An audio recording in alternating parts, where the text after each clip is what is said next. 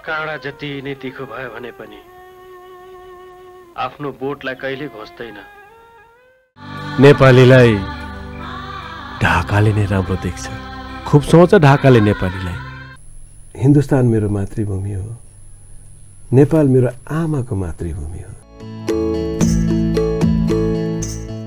बिहानै बुबाको मृत्युको खबर, दिनभरि एक्सन कट। तुलसी घिमिरे।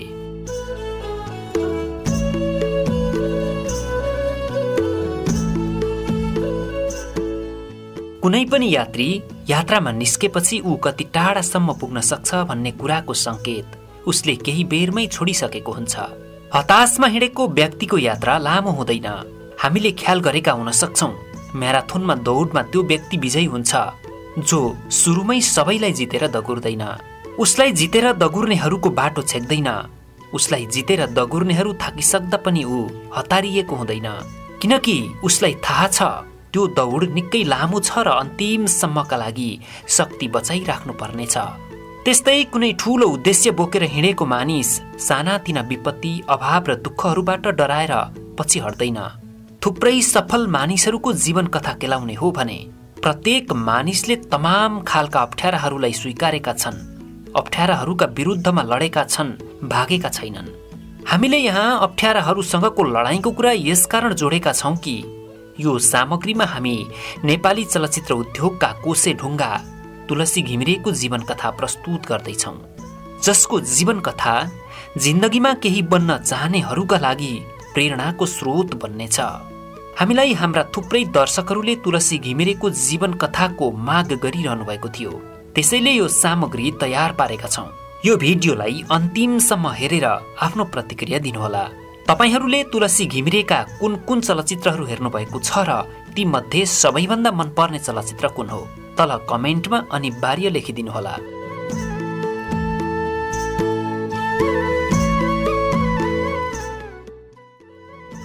तुलसी घिमिरे विक्रम सम्वत 2008 साल असार 31 गते आइतबार जन्मेका हुन्। उनको जन्म भारतको दार्जिलिङ जिल्लाको कालिम्पोङ सिङदेबुङमा भएको हो। उनका बुबाको नाम ध्वजमान घिमिरे र आमाको नाम नर्मदा घिमिरे हो।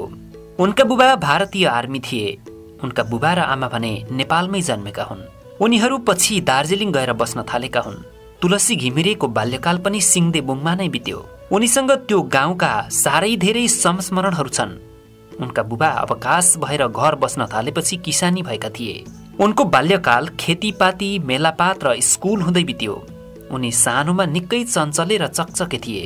उनले बाल्यकालमा रमाइला बदमासीहरू पनि गरेका थिए। अरूका बारीको फलफूल चोर्ने जस्ता बाल सुलभ बदमासीहरू उनले पनि गरे।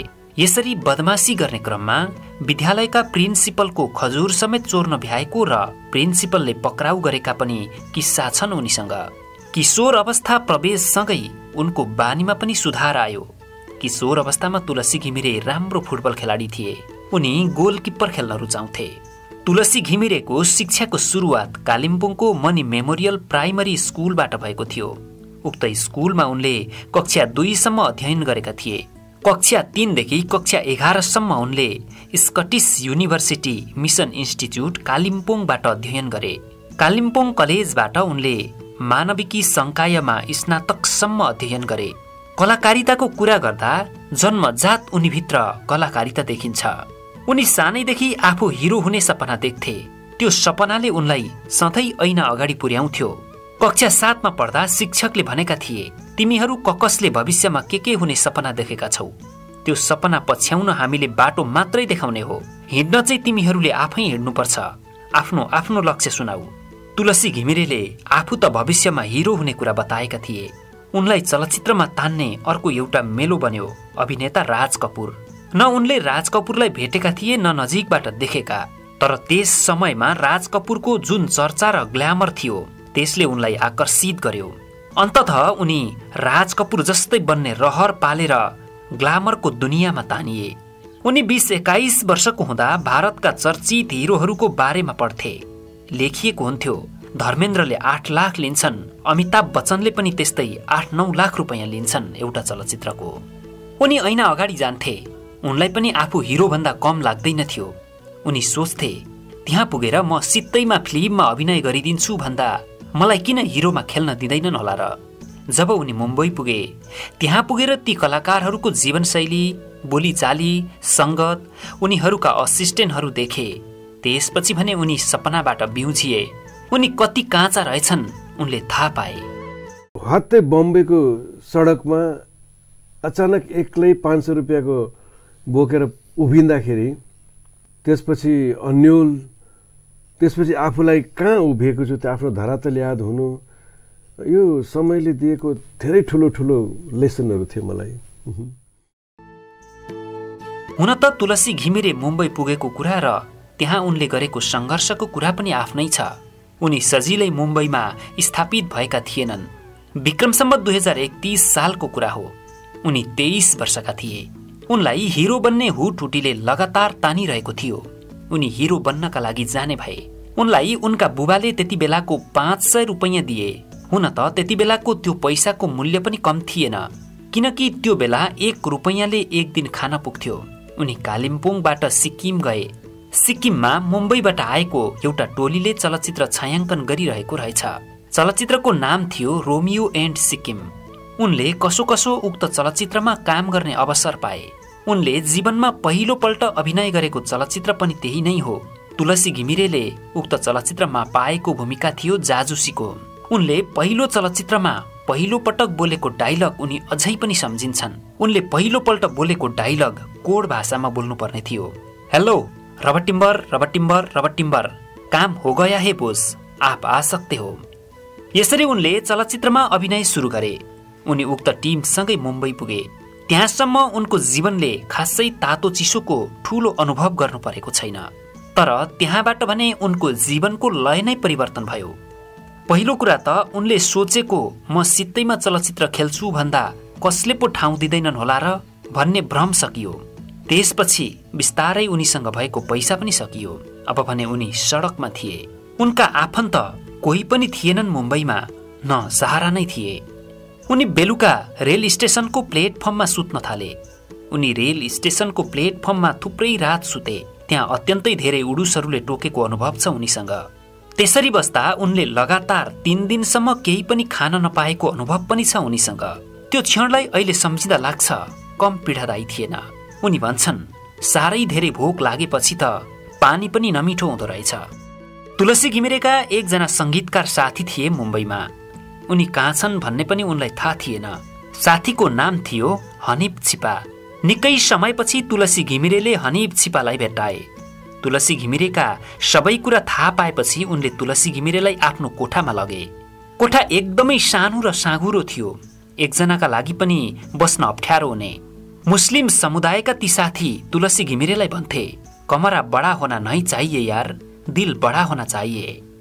तुलसी घिमिरेलाई लाग्न थालेको थियो अब मुम्बईमा बस्नु ठिक छैन। यहाँ काम पाइने पनि रहेनछ, दुःख मात्रै पाइने रहेछ। घरै फिरेर त्यतै केही गर्नु राम्रो हो। तर उनका साथी हनिफ छिपाले उनलाई सम्झाए, चलचित्र क्षेत्र तिमीले सपना देखेको क्षेत्र हो। तिमीलाई त्यही सपनाले यहाँ ल्याएको छ। अब तिमी फर्कियौ भने त्यो सपना सधैँका लागि मर्नेछ। तिमीले जति दुःख पायौ नि त्यो भन्दा तल झरेर त दुःख पाउने ठाउँ नै छैन। त्यो त तिमीले भोगिसकेका छौ। अब यसमा अडिने कोसिस गर। तिमी एकैपटक ठूलो काम नखोज, प्राविधिकको रूपमा काम गर्न थाल। तिमीलाई खान पुग्छ, बस्नलाई मिलेर बसौँला। काम सिकिसकेपछि पैसा पनि बढ्दै जान्छ, अनि सोचौँला। उनी पनि हारेर फर्किने मानसिकताबाट बाहिर आए। उनले किसानको जिन्दगी सम्झे। किसानले एउटा फसल बिग्रियो भनेर अर्को फसल नलगाई बस्दैन।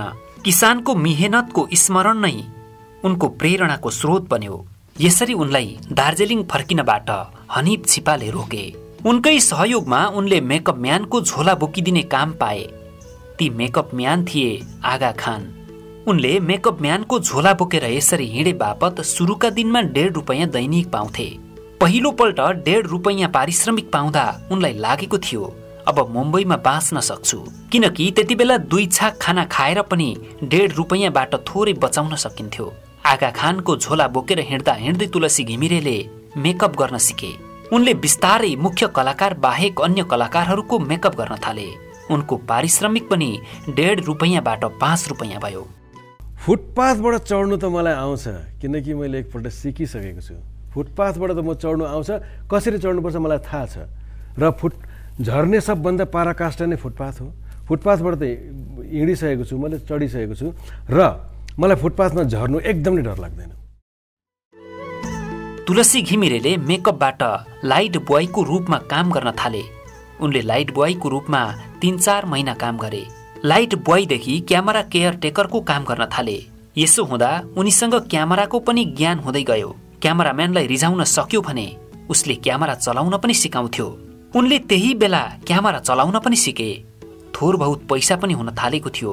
अब भने आफै कोठा भाडामा लिएर बस्न सक्ने भइसकेका थिए। क्यामेरा केयरटेकर गरिरहेका बेला एक दिन चलचित्र सुटिङ भइसकेका क्यानहरूलाई सम्पादनको प्रक्रियामा लानको लागि सम्पादन गर्ने कोठामा पुग्ने अवसर पाए। त्यहाँ उनले चलचित्र सम्पादनको काम भइरहेको पहिलोपल्ट देखे। उनलाई त्यो काम अद्भुत लाग्यो। उनलाई लाग्यो, ओहो, गर्नुपर्ने काम त यो पो रहेछ। उनले अठोट गरे, अब जसरी पनि सम्पादनको काम सिक्छु। उनले त्यति बेलाका नाम चलेका एडिटर जीजी पाटिलसँग बिस्तारै सम्बन्ध राम्रो बनाउँदै गए। तुलसी घिमिरेको मिजासिलो स्वभावसँग जो कोही पनि नजिक नहुने कुरै भएन। अलि नजिकको सम्बन्ध भएपछि तुलसी घिमिरेले जीजी पाटिललाई चलचित्र सम्पादनको काम सिकाइदिन अनुरोध गरे। उनको अनुरोधलाई जीजी पाटिलले नकार्न सकेनन्। उनलाई सम्पादनको काम सिकाउन थाले। तुलसी घिमिरेको लगावले चलचित्र सम्पादनको आधारभूत काम सिक्न समय लागेन। त्यति बेला एडिटिङको काम गर्न कार्ड अनिवार्य चाहिन्थ्यो। जीजी पाटिलले तुलसी घिमिरेको कार्ड बनाइदिए। त्यसपछि उनले तुलसी घिमिरेलाई कमलाकर कारखनिजलाई जिम्मा लगाइदिए। कमलाकर कारखनिजकोमा काम साह्रै धेरै हुन्थ्यो। तुलसी घिमिरे कमलाकर कारखनिजको चलचित्र एडिट गर्ने ल्याबमा काम गर्न थाले। त्यहाँ पुग्दा उनी आधारभूत कुरा मात्रै जानेर पुगेका थिए। उनलाई कमलाकर कारखनिजले एडिटिङ सम्बन्धी सबै कुरा सिकाइदिए। त्यसपछि तुलसी घिमिरेले पनि कमलाकर कारखनिजलाई गुरु पूर्णिमाका दिन गुरु मानेर पुज्न थाले भने कमलाकर कारखनिजले पनि तुलसी घिमिरेलाई चेलो स्वीकार गरे। तुलसी घिमिरेले चलचित्र एडिटिङको काम सिकेर पहिलो पटक एडिट गरेको हिन्दी चलचित्र श्रद्धाञ्जली हो। उनले 22 वटा हिन्दी चलचित्रमा चीफ असिस्टेन्ट एडिटर भएर काम गरे भने 10 वटा हिन्दी चलचित्रमा मुख्य एडिटर भएर काम गरे। क्षेत्रीय भाषामा 6 वटा चलचित्रमा उनले एडिटर भएर काम गरे। गढवाली भाषाको पहिलो चलचित्र जगवालको निर्देशन, स्क्रिन प्ले र सम्पादन पनि तुलसी घिमिरेले नै गरेका हुन्। जगवाल चलचित्र निर्देशनका बेला भएको उनको कठोर अनुभूतिका बारेमा हामी तल उल्लेख गर्नेछौँ। यो लालटिनलाई हेर त भावना, यसले चारैतिर उज्यालो त छर्दैछ, तर यसको ठिक मुनतिर अँध्यारो छ। यति बेलासम्म हामीले तुलसी घिमिरे नेपाली चलचित्रसँग जोडिएको कुरा गरेका छैनौं, किनकि यहाँसम्म तुलसी घिमिरे आफूलाई नै बनाइरहेका थिए। उनी कसरी नेपाली चलचित्रमा जोडिए भन्ने विषय निकै रमाइलो छ। लगभग विक्रमसम्म 2034-35 सालतिरको कुरा हो। त्यति बेलासम्ममा नेपालमा 5-6 वटा मात्रै चलचित्र निर्माण भएका थिए। नेपाली चलचित्र उद्योगको 7औं चलचित्र हो सिन्दूर। त्यस चलचित्रलाई प्रकाश थापाले निर्देशन गरेका थिए। प्रकाश थापा नेपाली चलचित्रमा आउनुभन्दा पहिला नै मुम्बईमा हिन्दी चलचित्रमा स्थापित भइसकेका थिए। उनी आफ्नो भाषामा चलचित्र निर्माण गर्नका लागि आफ्नो हुँदा खाँदाको काम छोडेर नेपाल आएका थिए। तुलसी घिमिरे पहिलादेखि नै प्रकाश थापाको ठूलो फ्यान थिए। उनी आफू प्रकाश थापाको भक्त भएको कुरा बताउँछन्। प्रकाश थापा सिन्दूर चलचित्रको सम्पादनको लागि मुम्बईमा थिए। उनले एउटा गीत कटिङ गर्न भ्याइरहेका थिएनन्। उनलाई अचानक त्यो गीत कटिङ गरेर नेपाल फर्किनु पर्ने भयो। भोलिपल्ट छुट्टीको दिन थियो। त्यसैले प्रकाश थापा रातारात कमलाकरको सम्पादन ल्याबमा पुगे। तुलसी घिमिरेका गुरु कमलाकरले उनलाई उक्त गीत काट्न जिम्मा लगाए। तुलसी घिमिरेले प्रकाश थापालाई देख्ने बित्तिकै चिनिहाले। त्यसैले तुलसी घिमिरेले प्रकाश थापासँग नेपाली भाषामा गफ गरे। 11 बजी रातिसम्ममा प्रकाश थापाको गीतको काम पनि सकियो। प्रकाश थापाले तुलसी घिमिरेलाई त्यति बेला 500 रुपैयाँ पारिश्रमिक दिए। त्यो 500 रुपैयाँ तुलसी घिमिरेले प्रकाश थापाको चिनो सम्झेर अझै पनि सुरक्षित राखेका छन्। तुलसी घिमिरे र प्रकाश थापाले गफ गरेको सुनिरहेका कमलाकरले प्रकाश थापा गइसकेपछि सोधे, तिमीहरूले अघि कुन भाषामा गफ गरेको? उनले उत्तर दिए, नेपाली भाषामा। कमलाकरले सोधे, तिमी नेपाली हौ? तुलसी घिमिरेले भने, हो। तिम्रो भाषामा आजसम्म कतिवटा चलचित्र बनेका छन्? तुलसी घिमिरेले भने त्यस्तै 6-7 वटा। कमलाकरले भने त्यसो हो भने तिमीलाई मेरो गुरु वचन भयो, तिमीले आफ्नो भाषामा 10 वटा चलचित्र बनाउनु। त्यहाँ अरू पनि मानिसहरू थिए। तुलसी घिमिरेलाई अनौठो लाग्यो। गुरुको आज्ञा निकै बोझिलो थियो। उनले मसँग पैसा छैन भनेर भन्न चाहन्थे, तर त्यहाँ अरू पनि मानिसहरू भएकाले उनले हुन्छ भनिदिए। उनलाई गुरुको त्यो आज्ञाले सुत्न दिएन। उनी पछि हट्नेवाला पनि थिएनन्। गुरुको त्यो वचन चुनौतीपूर्ण त थियो नै, तर एउटा अवसर पनि थियो। उनले चलचित्रको निर्देशन, कथाको तयारीसँगै निर्माता पनि खोज्न थाले। लड्ने मान्छेले उठ्न सिक्छ, हिँड्ने मान्छे मात्रै गन्तव्यमा पुग्छ। कथा तयारी भयो, लगानीकर्ता पनि भेट्टाए। मुख्य कलाकार राखे राकेश पाण्डे र रजनी शर्मालाई। यी दुवैजना भारतीय कलाकार हुन्। अनौठो कुरा त के भने तुलसी घिमिरेको अनुरोधमा त्यति बेला ती दुवै हिरो हिरोइनहरूले 101 रुपैयाँ मात्रै पारिश्रमिक लिएका थिए। उनले बाँकी कलाकारहरूलाई भने पारिश्रमिक दिएनन्, प्राविधिकहरूलाई भने पारिश्रमिक दिए। बाँसुरी चलचित्रको जम्मा लगानी 4,75,000 थियो। बाँसुरी चलचित्रका निर्माता थिए मोहन बेनर्जी। उनले चलचित्रले नाफा गरेन भने पनि लगानी फिर्ता आयो भने हुन्छ भनेर लगानी गरेका थिए। तुलसी घिमिरे भन्छन्, लगानी मात्रै होइन, राम्रै फिर्ता आयो। निर्माता खुसी भए। हजुरआमा, बाबाबाट नेपालको कथा सुन्थ्यौँ हामी। हजुर, नेपाल एउटा देश, त्यो एउटा अर्कै मनमा, बाल मन मस्तिष्कमा जुन नेपाल एउटा देश, त्यो छाप पर्यो नि, त्यहाँबाट आएको हामी। हुन त चलचित्र बाँसुरी बनेपछि आफ्नो 2 फूल 1 फूल उपन्यासको कथा बिना अनुमति तुलसी घिमिरेले प्रयोग गरेको भनेर प्रकाश कोविदले त्यति बेला गुनासो पनि गरेका थिए। तर बाँसुरी चलचित्रको कथा तुलसी घिमिरेले नै लेखेको भनेर चलचित्रमा उल्लेख गरिएको छ। पछि त्यो कुरा पनि त्यत्तिकै बिलाएर गएको पाइन्छ। त्यसपछि उनी लगातार चलचित्रहरू बनाउन थाले। सँगसँगै अन्य चलचित्रहरूको सम्पादनको काम पनि गर्न थाले। उनले आफ्ना गुरु आज्ञाको पालना गर्न बनाएका 10 चलचित्रहरूमा बाँसुरी, कुसुमे रुमाल, लाहुरे, अन्याय, कोसेली, चिनो, 2 थोपा आँसु, देउता र दक्षिणा हुन्। 10औं चलचित्रको नाम दक्षिणा हो र उक्त चलचित्रको नाम दक्षिणा राख्नुको कारण भने उनले आफ्ना गुरुलाई गुरु दक्षिणा दिएका हुन्। अझ अर्को कुरा, उक्त चलचित्रमा उनले पनि अभिनय गरेका छन् र उनले उक्त चलचित्रमा गुरुको भूमिकामा नै अभिनय गरेका छन्। यसर्थ तुलसी घिमिरे गुरु भक्तिका नमुना पनि हुन्। उनले बनाएका यी 10 वटा चलचित्रहरू एकपछि अर्को सफल भए।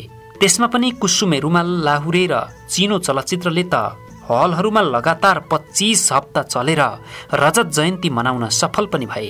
त्यो भन्दा पहिला प्रकाश थापाले निर्देशन गरेको चलचित्र सिन्दूर 52 हप्ता चलेर इतिहास बनाएको थियो। त्यसपछि भने सबैभन्दा लामो समय हलहरूमा चलेका चलचित्र भनेकै तुलसी घिमिरेका हुन्।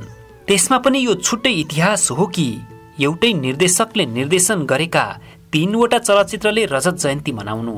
यो इतिहासलाई भविष्यले फेरि फेरबदल गर्न पनि निकै कठिन छ।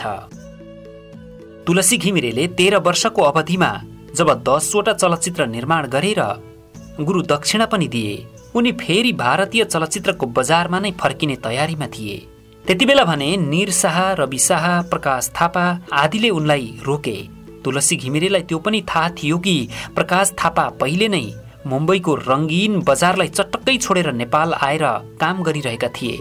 उनै प्रकाश थापाले तुलसी घिमिरेलाई सम्झाए, नेपाली चलचित्रमा पैसा कम हुन सक्छ, तर पैसाले किन्न नपाउने माया र स्नेह यहाँ पाइन्छ, मुम्बईमा पाइँदैन।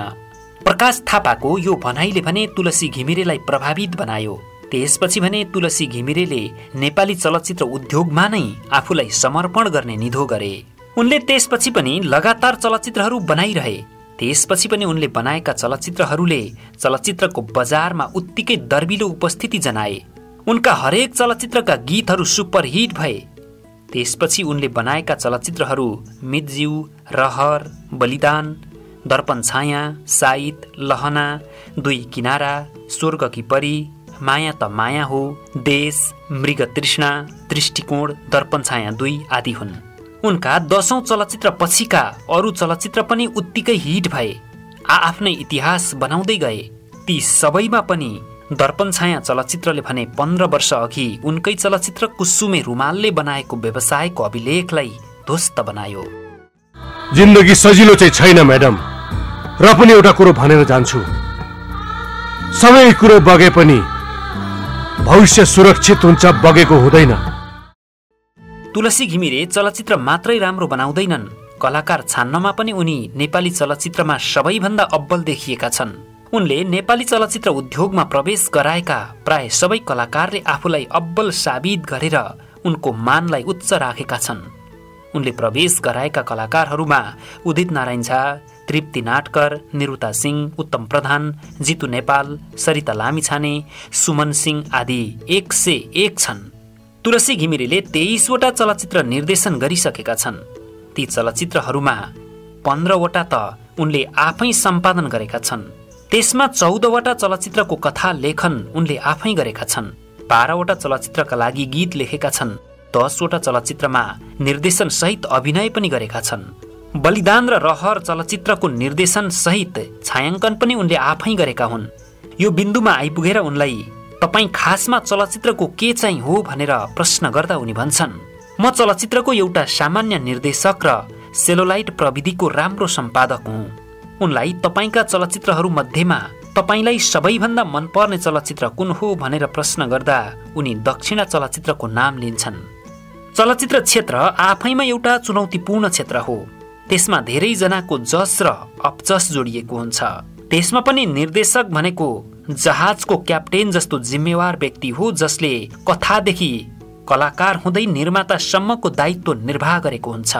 यति धेरै काम गर्दा धेरै तितामिठा घटनाहरू हुन्छन्। त्यसमा पनि उनको जीवनमा एउटा अति नै अविस्मरणीय घटना घटेको छ। लगभग 38-39 वर्ष अगाडिको कुरा हो। उनी गढवाली भाषाको पहिलो चलचित्र जगवालको निर्देशन गरिरहेका थिए। अधिकांश दृश्यहरू गढवालमै छायाङ्कन सकिएको थियो। केही भागको लागि पुरै युनिट मुम्बई पुगेको थियो। सानो बजेटमा काम भइरहेको हुनाले निर्देशकले निर्मातालाई पनि बचाउनु पर्ने हुन्छ। अन्तिम दिनको लागि 6-7 घण्टाको काम बाँकी रहेको थियो। बिहान लगभग 6 बज्दै थियो। उनी सुटिङमा जान तयारी गर्दै थिए। त्यतिबेलै घरबाट आएको टेलिग्राम लिएर एउटा मानिस आयो। टेलिग्राममा भनिएको थियो, तिम्रो बुबा अब रहनु भएन, जति सक्दो चाँडो घर फर्किनु। उनलाई सपना जस्तो लाग्यो, चट्याङ परेर शिरमा झरे जस्तो भयो। एकछिन त उनले केही पनि सोच्न सकेनन्। उनका भाइ शरण घिमिरे पनि मुम्बईमा उनीसँगै बस्थे। उनले त्यो खबर भाइलाई पनि सुनाएनन्। उनले केही छिन सोचे, बुबा त बितिहाल्नुभयो, जम्मा 1 दिनको काम छ सुटिङमा। घर गएपछि फर्किन त धेरै समय लाग्छ। यो पुरै टोली फर्किएपछि फेरि समेट्न पनि सम्भव छैन। यही पर्खाएर राख्दा निर्माताको हालत हुन्छ। म अहिले नै फर्किँदा पनि 2 दिनमा मात्रै घर पुग्छु। उनले सुटिङमा जाने निधो गरे। फटाफट सुटिङ गराए। दिउँसो अरूले खाना खाँदा पनि उनले केही खाएनन्। बुबा बितेको कुरा कसैलाई भन्दा पनि भनेनन्, भाइलाई पनि भनेनन्। सुटिङ सकेर भोलिपल्ट गढवाली समुदायले उनलाई सम्मान गर्ने कार्यक्रम राखेको थियो। सुटिङ सकेर उनले, अब म आज राति नै घर जान्छु, तपाईहरूले मलाई सम्मान गर्न लाग्नु भएकोमा धन्यवाद भने। सबैजना छक्क परे। उनीहरूले उनलाई कारण सोधे। उनले भने, मेरो बुबा बित्नुभयो। उनीहरूले छक्क पर्दै खबर कहिले आएको भनेर सोधे। उनले आज बिहान भने। समूहका सबैजना अवाक भए। यो घटना नै उनको जीवनको सबैभन्दा अविस्मरणीय घटना हो।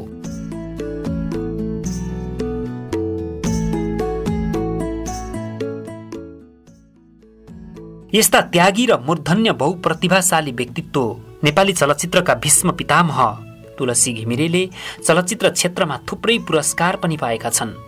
ती पुरस्कारहरूमा नेशनल मोसन पिक्चर अवार्ड 2055 बाट दक्षिणा चलचित्रका लागि उत्कृष्ट सम्पादन पुरस्कार, नेशनल मोसन पिक्चर अवार्ड 2056 बाट योगदान पुरस्कार, बक्स अफिस फिल्म अवार्ड 2012 बाट पब्लिक चोइस पुरस्कार, बक्स अफिस फिल्म अवार्ड 2014 बाट दीर्घ साधना पुरस्कार, इनास अवार्ड 2015 बाट दीर्घ साधना पुरस्कार, क्वालिटी फिल्म्स 2078 बाट दीर्घ साधना पुरस्कार लगायत सयौं सम्मान तथा पुरस्कारबाट सम्मानित तथा पुरस्कृत भइसकेका छन्।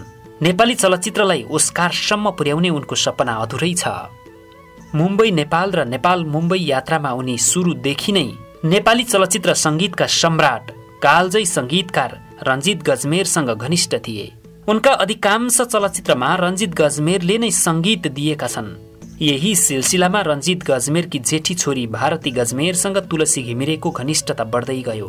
उनलाई पनि भारती गजमेर मन पर्यो, भारतीलाई पनि तुलसी घिमिरे मन पर्यो। सबैले यिनीहरूको जोडी राम्रो हुन्छ भने।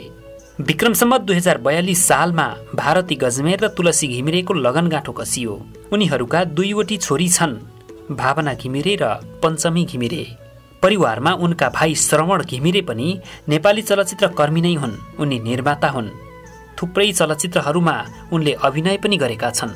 तुलसी घिमिरेका 2 छोरीहरू पनि चलचित्र निर्देशन विषय नै अध्ययन गरिरहेका छन्।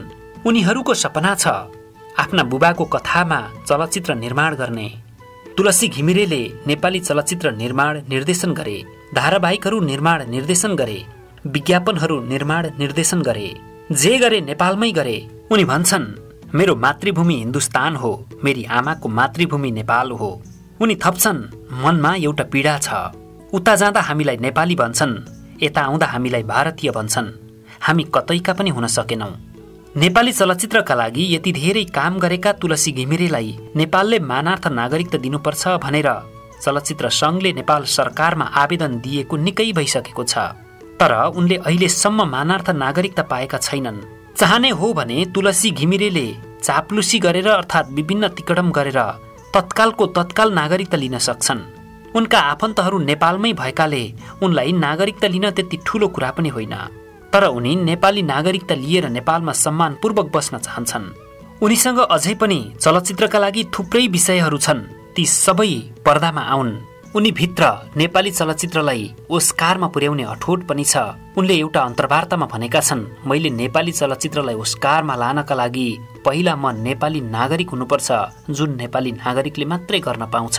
हामी कामना गर्छौं तुलसी घिमिरेले छिट्टै नेपालको मानार्थ नागरिकता पाउन्। नेपाली चलचित्रका भीष्म पितामह, गुरु भक्तिका विशिष्ट उदाहरण, निर्देशक, निर्माता, चलचित्रका कथा लेखक, संवाद लेखक, गीतकार, छायाङ्कार, चलचित्रका प्रस्तुतकर्ता, समग्रमा बहुप्रतिभाशाली तुलसी घिमिरेलाई सुस्वास्थ्य तथा दीर्घायुको कामना।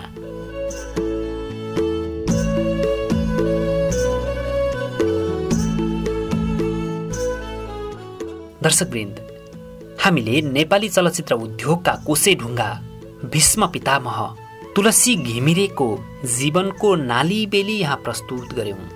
तुलसी घिमिरेको सङ्घर्षको कुरा उल्लेख गर्यौं, उनको जन्मको कुरा उल्लेख गर्यौं, उनी कसरी चलचित्र उद्योगमा आए, उनले नेपाली चलचित्रका लागि कतिको ठूलो योगदान गरे आदि इत्यादि समग्रमा यहाँ प्रस्तुत गर्यौं। हुन त तुलसी घिमिरेको जीवनमा घटेका घटनाहरूलाई यति छोटो विषयमा प्रस्तुत गरेर साध्य हुँदैन। तर पनि हाम्रो भिडियो लामो हुने भएकाले हामीले छोटकरीमै उनको जीवन कथालाई प्रस्तुत गरेका थियौं। रै पनि यो भिडियो निकै लामो भएको छ। तपाईहरूले तुलसी घिमिरेको जीवनको इतिवृत्तान्त जानकारी पाइसक्नु भएको छ। उनको जीवनको कथा सुनिसकेपछि तपाईहरूलाई कस्तो लाग्यो? तुलसी घिमिरेले मानार्थ नागरिकता अझै पनि पाएका छैनन्, यसबारेमा तपाईहरूको धारणा के छ? तपाईहरूले तुलसी घिमिरेका कुन कुन चलचित्रहरू हेर्नु भएको छ र ती मध्येमा तपाईहरूलाई सबैभन्दा मन परेको चलचित्र कुन हो? आफ्नो स्वतन्त्र प्रतिक्रिया तल लेखिदिनु हुन हामी तपाईहरूलाई विनम्र अनुरोध गर्दछौं। तपाईहरूले यो भिडियोलाई पक्कै पनि लाइक र कमेन्ट त गर्नु नै हुनेछ। तुलसी घिमिरेको सम्मान स्वरूप यो भिडियोलाई एक पटक शेयर गरिदिनु हुन पनि विनम्र अनुरोध गर्दछौं। यो भिडियोलाई अन्तिमसम्म हेरिदिनु भएकोमा तपाईहरूलाई धेरै धेरै धन्यवाद। हवस् त, नमस्कार।